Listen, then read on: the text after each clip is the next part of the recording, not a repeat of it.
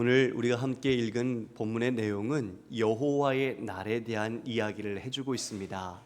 여호와의 날은 하나님께서 특별히 새로운 일을 하시는 날이기도 하면서 또한 그 날에는 하나님의 사람과 그리고 하나님의 대적자나 하나님을 떠난 사람 간에 하나님께서 행하신 것이 다른 것을 확인할 수 있는 날입니다. 유대인들은 자신들의 그 통념 속에서 그 여호와의 날은 자신들이 어렵고 힘들고 고난당했던 것을 하나님께서 보상해 주시고, 그리고 반대로 또한 자신들을 대적했던 자들에게는 하나님께서 심판하시고 보응하는 날로 이해하고 있습니다. 여러분, 오늘 우리 같이 12절을 보면 대저 만군의 여호와의 날이라고 이야기하고 있지요. 여호와의 날 앞에 만군이라는 수식어가 붙어 있습니다. 하나님의 그 전쟁의 능력과 권능을 나타내시죠. 즉 하나님께서 싸우심을 이야기해 주고 있는 것인데, 그것은 하나님을 경외하는 백성이 아니라 하나님을 대적하고 떠난 인생들에 대하여 하나님께서 그와 같이 싸우심을 나타내 주고 있습니다.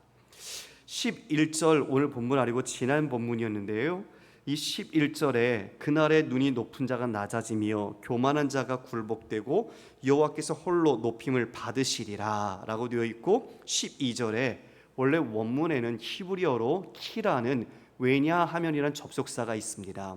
근데 그게 지금 나타나 있지 않죠. 왜 그 모두가 낮아지고 여호와께서 홀로 높임을 받으시는가? 왜냐하면 대저 만군의 여호와의 날이 모든 교만한 자와 거만한 자와 자고한 자에게 임하여 그들이 낮아질 것이기 때문이다. 그날은 이렇게 교만하고 거만하고 자고한 자들, 하나님 없이 하나님처럼 자신이 주인 되어 살아가고 있는, 건방을 떨고 자고하고 높이고 스스로 높은 채하는 그 모든 사람들, 그들이 다 낮아질 것이다. 그리고 오직 홀로 여호와만이 높임을 받게 될 것임을 분명하게 말하고 있습니다.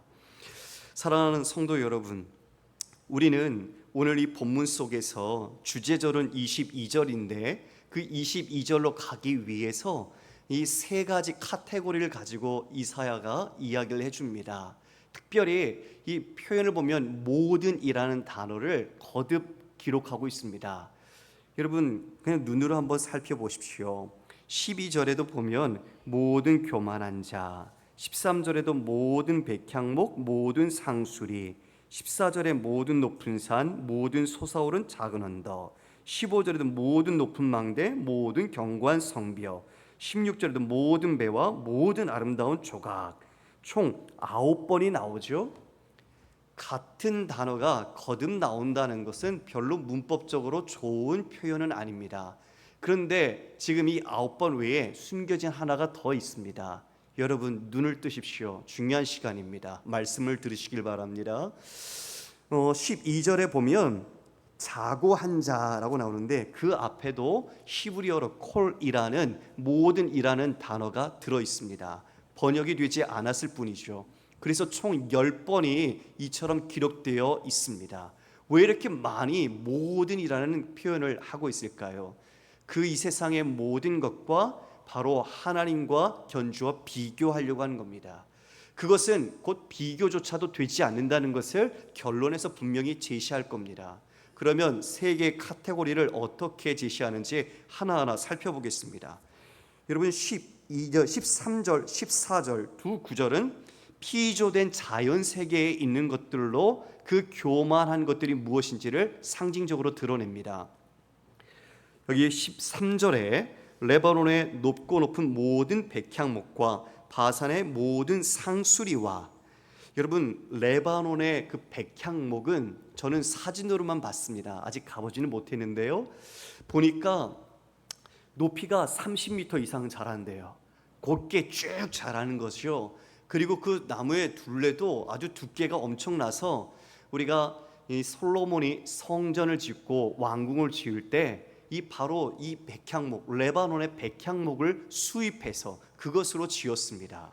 그리고 바산의 모든 상술이라고 하는데, 바산이라는 이 땅은 아주 기름지고 풍요로운 땅이었습니다. 그래서 이 성경에 보면 바산의 암소, 살찐 소가 나옵니다.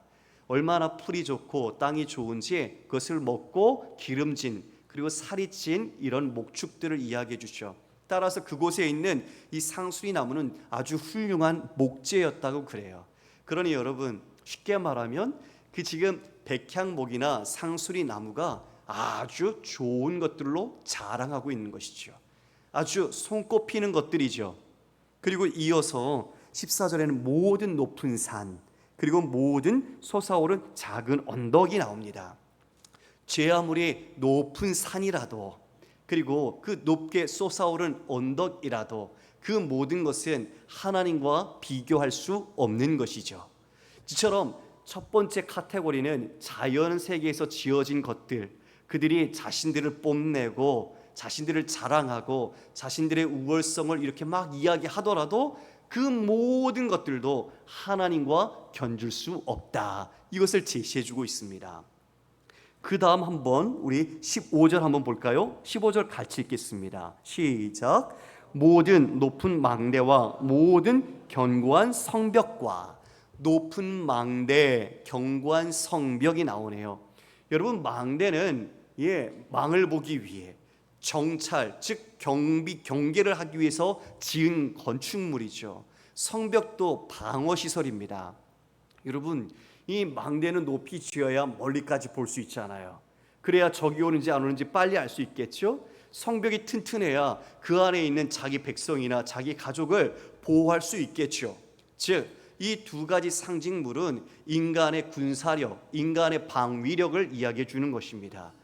여러분, 최초의 성경의 성이 어느 성인지 아십니까? 최초의 성을 바로 에녹성입니다. 에녹성. 인류 최초의 살인자였던 가인이 에녹을 낳고서 성을 쌓았습니다. 그 아들의 이름을 붙여서 에녹성이라고 부른 건데요, 자신이 이제 부모가 되고 자식을 기르면서 그 자식에 대하여 보호하려고 하는 마음, 그 안전을 지키려고 하는 의도 속에서 지금 이 에녹 성을 쌓게 된 거죠. 성을 쌓는 이유는 그 모든 불안과 두려움, 공포로부터 자신의 가족의 안위를 지키려고 하는 겁니다. 최초의 살인자로서 이 세상에 하나님을 떠난 자가 자신의 안위를 지키기 위해 쌓은 것이 무엇입니까? 성입니다. 성을 쌓아 이처럼 자신들의 그 모든 힘으로 안위를 지켰던 것이죠. 하나님께서 노아의 홍수 심판을 단행하셨습니다. 그 홍수 심판, 참 많은 인류가 다 죽었고요, 노아의 가족만이 남았죠. 그런데 그 이후에 사람들은 어떻게 했을까요? 그들은 바벨탑을 쌓았습니다. 시날 평지에 바벨탑을 쌓은 이유가 무엇입니까? 창세기 11장 4절에 이렇게 기록되어 있습니다. 함께 읽을까요? 시작. 또 말하되 자 성읍과 탑을 건설하여 그 탑 꼭대기를 하늘에 닿게 하여 우리 이름을 내고 온 지면의 흩어짐을 면하자 하였더니. 말씀을 계속 띄워주십시오. 자, 여러분, 이들이 노아의 홍수 심판으로 다 흩어졌고 죽었습니다. 그들이 이제 자신들의 그 안위를 지키고자 성읍과 탑을 건설합니다. 그래서 그 탑 꼭대기를 하늘까지 닿게 높이 쌓자. 그 이유는 뭘까요? 우리 이름을 내는 거예요. 우리 이름을 날리자는 거예요. 즉 그것은 자신의 존재를 널리 사람들에게 돋보이고 드러내고 나타내자는 것이죠. 그래서 지면의 흩어짐을 면하자. 자신들이 똘똘 뭉쳐서 그 어떤 것이 있어도 그 모든 것에서 우리가 스스로의 힘으로 안전과 생명과 이 모든 재산을 지켜내자라고 이야기하는 겁니다. 여러분, 말씀을 잘 보십시오. 여기에 누구 이름을 냅니까? 우리 이름입니다. 이름은 자신의 존재를 나타내는 거죠. 여기서 중요한 존재론적인 갈등이 나타납니다. 세상은 두 가지 부류로 나누어집니다. 말씀을 내려드리겠습니다. 내 이름을 내는 사람과 주님의 이름을 높이는 사람, 두 가지 부류로 나눠집니다. 인간은 지금 이 시대도 마찬가지지만 다 자기 이름을 내고 싶어 하죠. 자기 PR 시대라고, 자기 홍보 시대라고 말을 합니다. 자기의 가치를 증명하고 다른 사람보다 우월함으로써 자신이 어떤 존재인지를 부각시키는 거죠. 그게 권력이고 재산이고 명예고 자신의 학력이고 자신의 배경이 되는 것들입니다. 그런 것들이 마치 자신의 안위와 자신의 힘으로서 작용하는 것이죠. 인간적인 모든 자원을 총망라해서 그것들을 다 모아서 자신의 바벨탑을 다 쌓아가고 있는 게 이 세상입니다. 내 이름을 내는 거죠. 그러나 바벨탑을 쌓았던 그들에게 하나님은 어떻게 하셨습니까? 하나님은 그것을 보시고 내려가셨습니다. 그리고 그들의 언어를 흩어버리셨습니다. 언어를 흩으니까 일이 될까요? 될 리가 없지요. 서로 말귀를 알아듣지 못하게 된 겁니다. 그래서 결국 그들을 흩어지게 되는 그 모습을 나타내죠.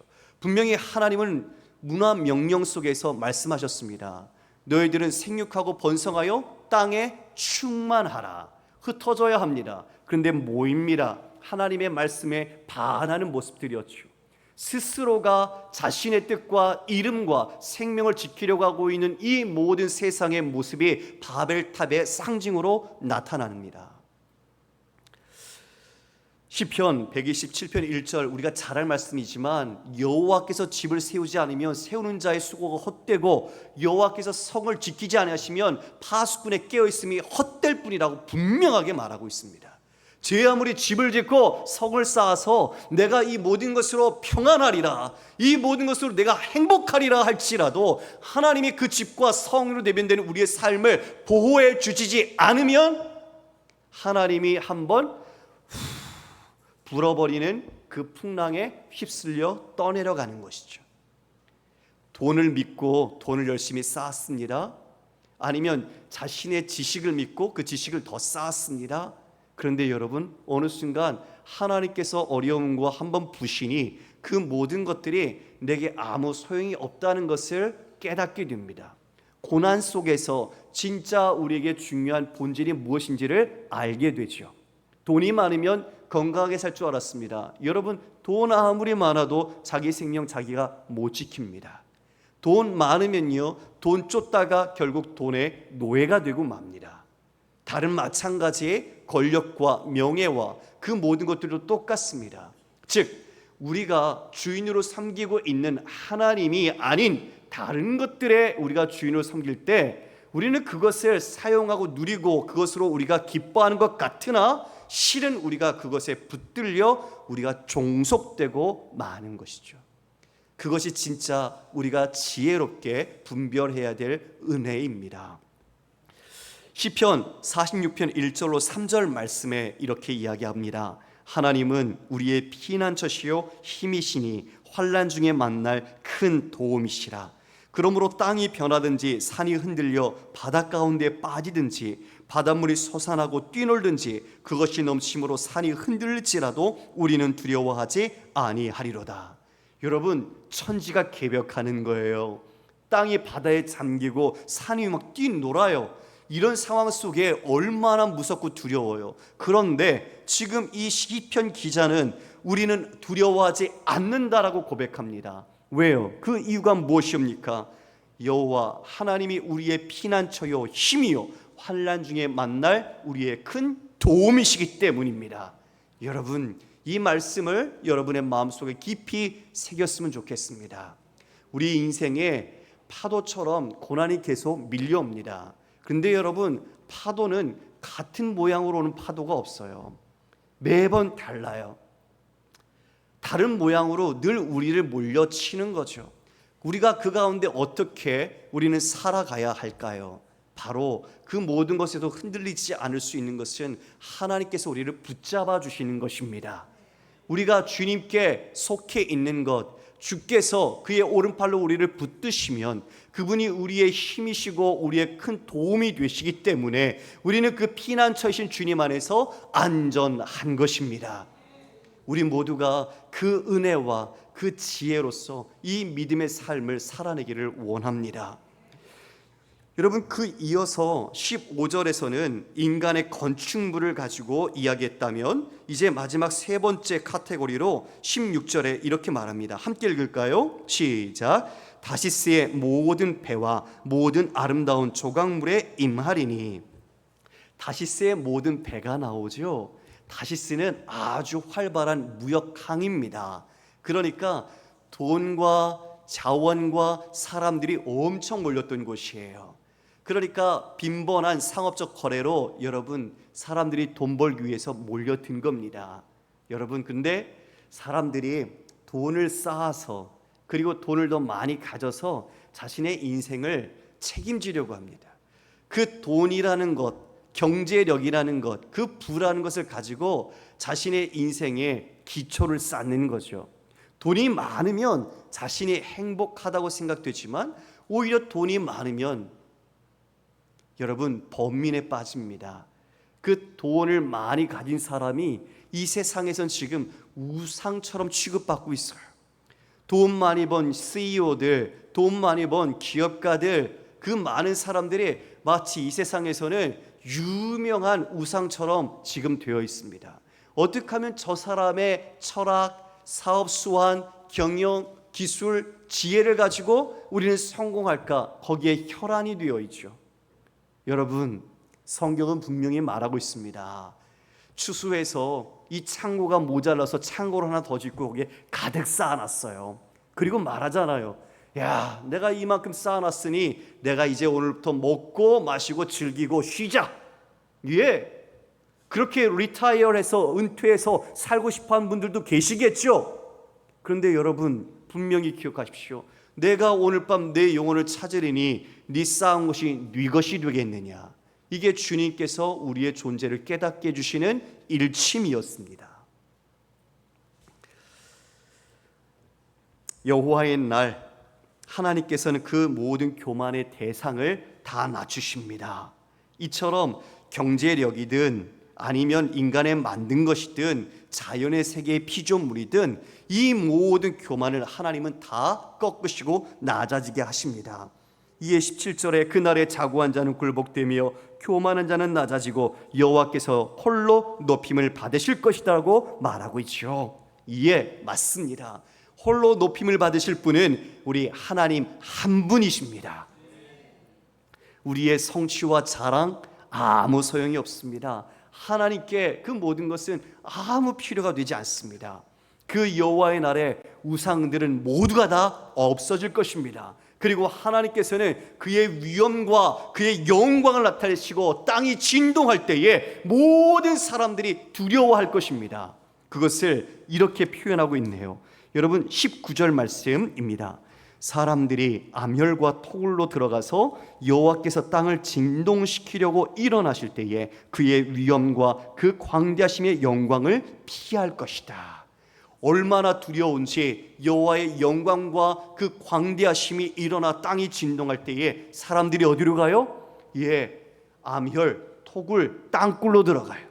그 안에 들어가서 가리는 거예요. 너무 하나님이 두려우니까. 그 진노의 하나님께 자신이 지었던 모든 죄와 하나님과의 관계 속에 자신이 심판에 대한 두려움으로 눈을 가리듯 그 모든 곳에 들어가 숨는 거예요. 여러분 1차적으로 바벨론이 침략해서 그 요새가 무너졌을 때 실제로 이 사건은 일어났습니다. 그들이 토굴로 들어가 숨었습니다.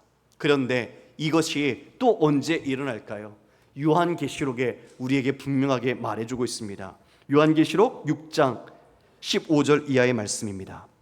땅의 임금들과 왕족들과 장군들과 부자들과 강한 자들과 모든 종과 자유인이 굴과 산들의 바위틈에 숨어 산들과 바에게 말하되 우리 위에 떨어져 보좌에 앉으신 이 얼굴에서와 그 어린 양의 진노에서 우리를 가리라. 그들의 진노의 큰 날이 이르렀으니 누가 능히 서리요 하더라.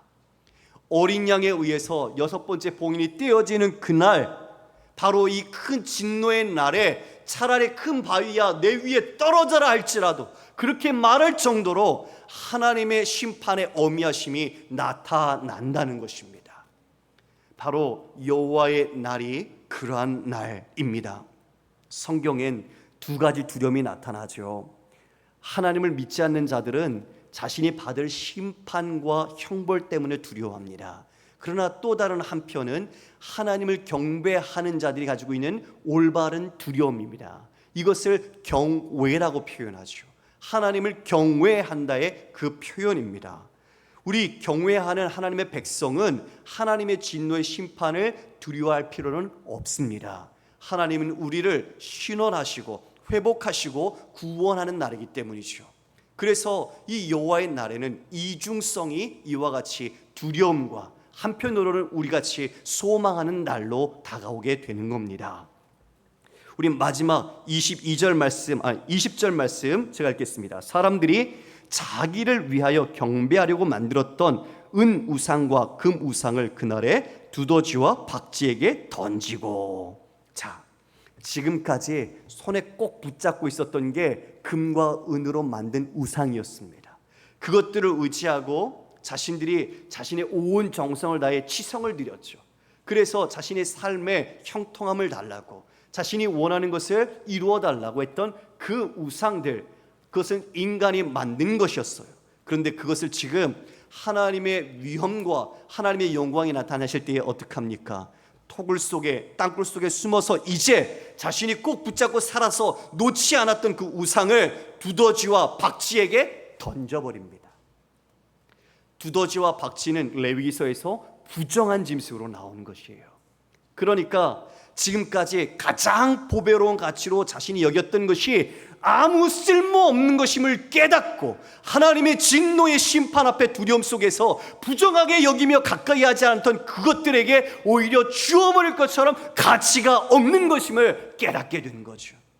자신이 심판의 그 생명의 위협 앞에 진짜 비로소 깨닫게 된 겁니다. 그런데 too late, 너무 늦었습니다. 이미 늦었어요. 돌이킬 기회가 없습니다. 그들은 하나님에 의해 산산조각 날 겁니다. 21절은 위에 있는 19절의 말씀처럼 다시 하나님의 위엄과 그 광대하심을 강조하면서 마지막 22절에 오늘의 전체 메시지를 담는 주제 구절을 이야기해 줍니다. 우리 22절 한 목소리를 읽겠습니다. 너희는 인생을 의지하지 말라. 그의 호흡은 코에 있나니 새말 가치가 어디 있느냐. 너희는 인생을 의지하지 말라. 그 호흡이 코에 있다. 여러분, 하나님께서 인간을 흙으로 창조하시고 그리고 그 코에 생기를 불어넣으셨습니다. 그러자 그게 생명체가 되었죠. 흙덩어리인 존재가 생명체가 되었습니다. 생명이 된 거죠. 그러면 반대로요, 그 호흡이 떠나가면 우리는 어떻게 될까요? 우리는 무엇만 남을까요? 여러분, 맞습니다.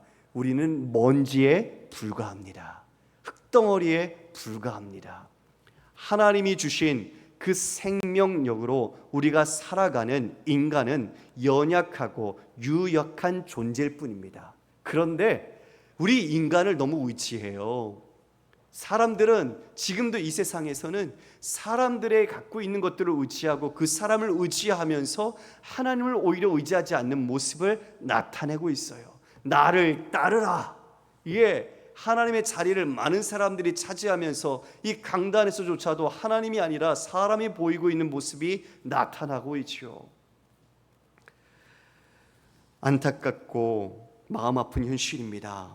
여러분, 우리는 이 코만 막으면 우리의 인생은 아무 소용없습니다.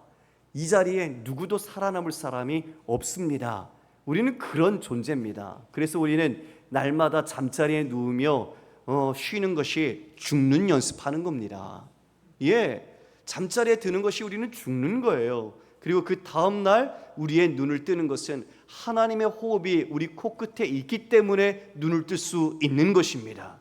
그러니까 우리에게 주어진 그 한 날, 하나님께서 생명으로 주신 그 날을 우리는 의미 있고 정말 보람되게 살아내야 하는 것이죠.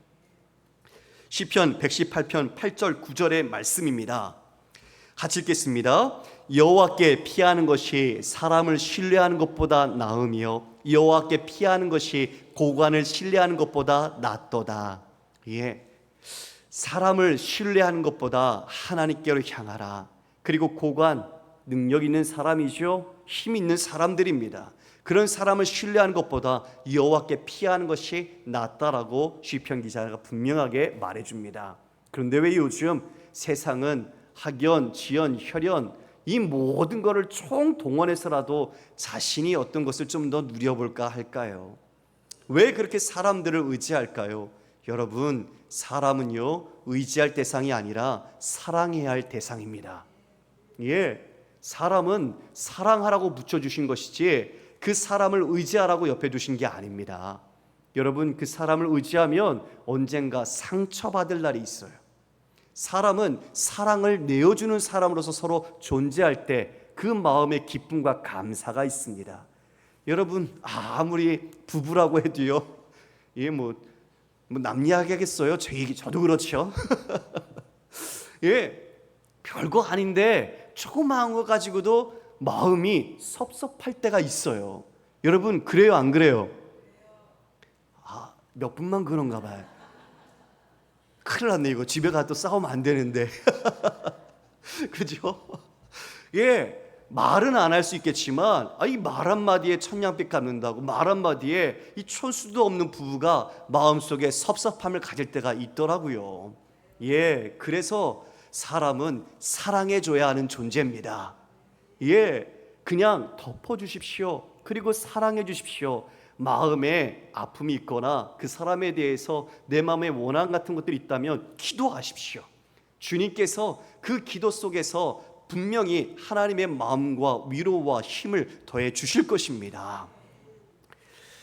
우리가 하나님을 의지하며 살지만 성도로서 이 땅에 때로는 감당할 수 없는 어려움을 당할 때가 있습니다. 마치 하나님께서는 분명히 우리가 감당할 시험만을 주신다고 했는데 감당할 수 없는 내가 죽을 것만 같은 그런 힘든 일을 주실 때가 있어요. 여러분, 바울이 그런 적이 있었습니다. 바울에게도 어느 정도냐면 바울이 스스로 내가 사형 선고를 받은 것 같다, 내가 죽은 것 같다, 나 할 소망이 진짜 없다. 아니, 바울이 그렇게까지 이야기했다니까요. 바울이 믿음으로 이 복음 사역을 해나가는 그 과정 속에 겪었던 고난이 얼마나 고통스러웠으면 내게 사형 선고가 떨어졌다, 나는 이제 살 소망조차도 없다, 이렇게 말합니다. 확인해 볼까요? 안 믿으시는 것 같아요. 고린도서 1장 8절 9절 말씀입니다. 우리 함께 읽겠습니다. 시작. 형제들아, 우리가 아시아에서 당한 환난을 너희가 모르기를 원하지 아니하노니 힘에 겹도록 심한 고난을 당하여 살 소망까지 끊어지고 우리는 우리 자신이 사형 선고를 받은 줄 알았으니 이는 우리로 자기를 의지하지 말고 오직 죽은 자를 다시 살리시는 하나님만 의지하게 하심이라. 할렐루야. 하나님께 충성하고 하나님 말씀에 순종할 때 세상의 고난과 어려움, 박해를 당하죠. 그냥 아스팔트가 쭉 깔린 고속도로를 달리는 게 아니에요. 사망의 음침한 골짜기로 간단 말입니다. 왜요? 그곳에 좋은 꼴이 있으니까 목자께서 함께 하시니 우리를 인도하시는 겁니다. 지금 바울도 말하잖아요. 죽고 싶은 마음밖에 없을 때가 있었다. 내가 정말 죽은 것처럼 사형 선고를 받았다. 그런데 그때 알았다. 뭘 알았어요? 이 모든 고난, 그 역경이 나 자신, 나를 의지하는 것이 아니라 이 죽음 가운데서 다시 부활하신, 죽은 자를 다시 살리신 하나님만 의지하게 하려는 것이구나. 할렐루야. 맞습니다. 하나님의 섭리와 하나님의 깊은 뜻이 담겨 있었던 거죠. 여러분의 삶에 이 말씀을 적용했으면 좋겠어요. 믿음으로 살면 어려움이 있습니다. 믿음으로 살면 세상에서 박해를 합니다. 유난 떤다고 왜 그렇게 사냐고, 눈 감고 죄 좀 짓고 살으라고 남들 그렇게 사는데 뭐 이렇게 유난하게 유난 떠냐고 이야기할 수도 있겠죠. 아니요. 그러나 우리는 주님을 의지하는 사람이고 생명이 어느 길에 있는지 아는 사람이고 주님이 우리 안에 계신 사람입니다. 그러므로 우리는 그 모든 것이 나를 집어삼킬 것 같은 죽음의 그림자가 덮을지라도 그것은 나를 의지하는 것을 다 버리라는 것. 내가 붙잡고 있었던 것이 뭔지를 깨닫게 하시고 알게 하셔서 다 내어 버리라는 것. 그리고 죽은 자를 다시 살리시는 바로 죽음 같은 우리의 인생의 가장 큰 고난의 상징이 우리를 덮을지라도 그 죽음에서 부활의 생명으로 건지시는 하나님만 의지하게 하려 함이라. 예, 이것이 바로 우리 그리스도인들이 가야 하는 가장 깊은 연단과 광야 학교의 수업입니다. 사랑하는 여러분, 말씀을 정리합니다. 하나님께서는 믿는 자에게 우리의 모든 상황 속에서 자신을 의지하지 말고 오직 하나님을 의지하라 말씀하십니다. 우리는 매일매일 이 싸움을 현실에서 합니다. 내가 갖고 있었던 경험, 세상에서 배웠던 교육적 지식들, 그 사람들이 말하는 세상의 가치관들, 이것들이 우리의 믿음과 충돌하면서 우리가 유혹을 받습니다. 그러나 우리는 그 모든 것 안에서 오직 주님만 따라가야 할 줄 믿습니다. 여러분에게 있는 우상이 있습니까? 하나님보다 더 사랑하고 내가 더 의지하는 것들이 있다면 당장 버리십시오. 당장 다 던져버리십시오. 마음속에서 다 쫓아내시고 다 지우십시오. 그리고 오직 겸손하게 인생은 의지할 것이 아니라는 주님의 말씀처럼 오직 하나님 한 분만으로 만족하고 주님을 피난처 삼으며 나의 큰 도움으로 의지하여 여러분의 모든 삶에서 하나님의 영광을 드러내는 아름다운 믿음의 길 가시길 주님의 이름으로 축원합니다.